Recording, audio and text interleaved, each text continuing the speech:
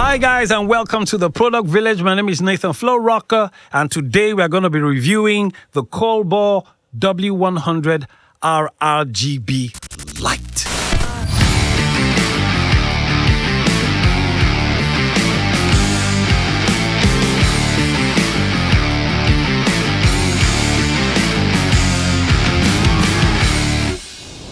All right, people, here we are with the Colbor W100R. In fact, this light was so good that Colbor actually made two, W100 and the W100R. Now, you'll be asking what's the difference between both. The W100 is just a bicolor light, so it's basically warm white and fluorescent, while the W100R is bicolor and RGB, meaning warm white, fluorescent light, and RGB. You have tons of colors to play with. And here it is. It's pretty small.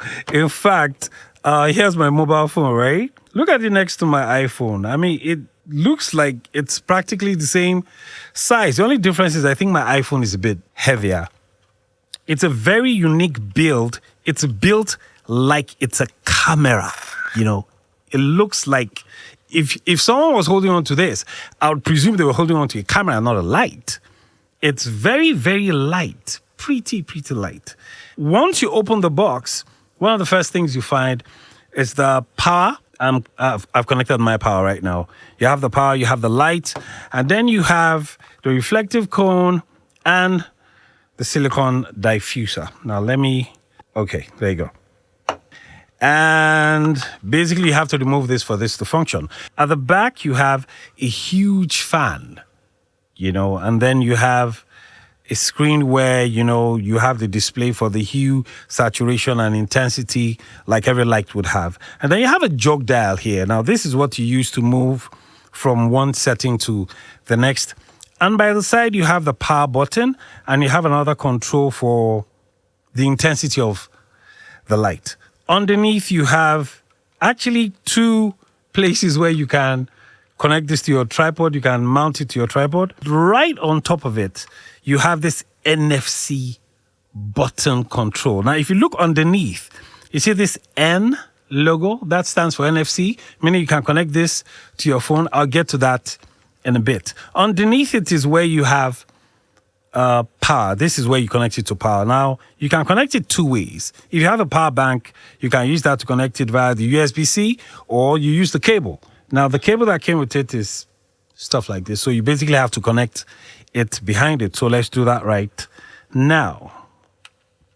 Okay, now to remove this, because when you buy this is how it comes. To mount the reflective cone on this, what you have to do basically is push this down this a bit, turn it this way, and then it comes off easily. Then you mount this.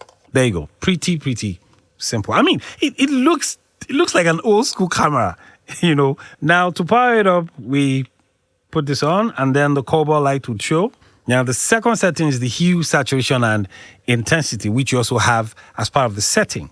Now, right now, it's at the CCT, and the power is set to 0. Now, this is 2,700 Kelvin. Now, the unique thing about the power is it gives you sort of like, you have like 4 dials to go through.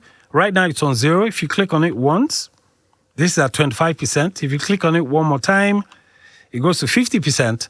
If you click on it one more time, it goes to 75%. And if you click on it the last time, you have 100%. I mean, look at how powerful this thing is.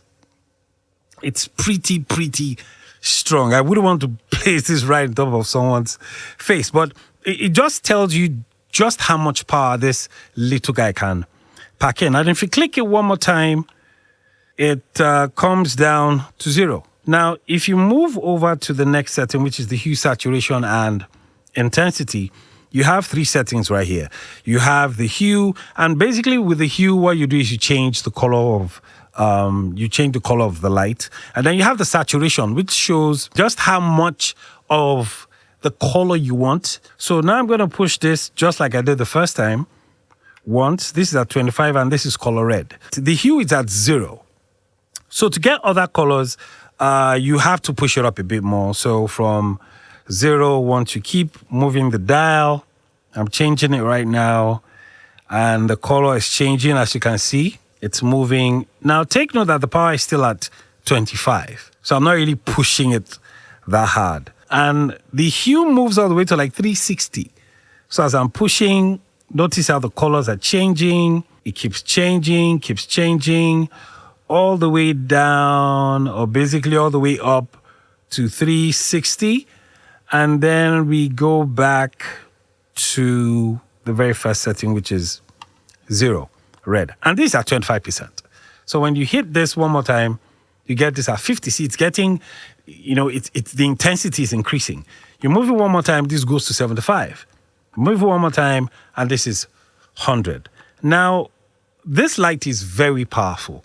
I use RGB stage light, to sort of like power my background. So the cyan you're seeing at the back, that's actually from an RGB light. I have a red one, which is moving towards this direction.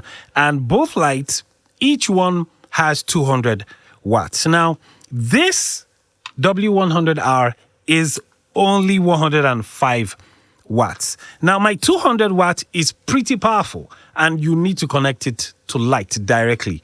When you power it up, the fan makes noise that you can hear. But with this guy, when I power this guy on, one unique thing I find is that now let me push it all the way to 100. Now the fan is rolling, and I can't hear a single sound. I am not kidding. I'm going to bring this very close to my mic.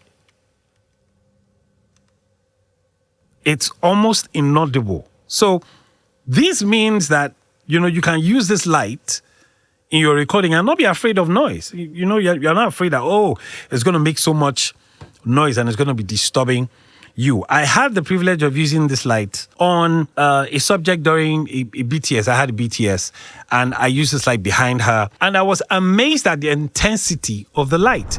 It almost was as powerful as my 200 watts at the back. I placed the red light behind her, and I was filming her, and the intensity of the light was so unique. I was, honestly speaking, blown away at the fact that a 105 watts could actually be that good and that powerful. I also had an interview downstairs, late into the evening, and I powered this up with a PG99 power grip that you can actually use to power up this light. I'll probably make a review about this. But basically what I did was I used the power grip in the dark, and it was, honestly speaking, it was beautiful. It was clear.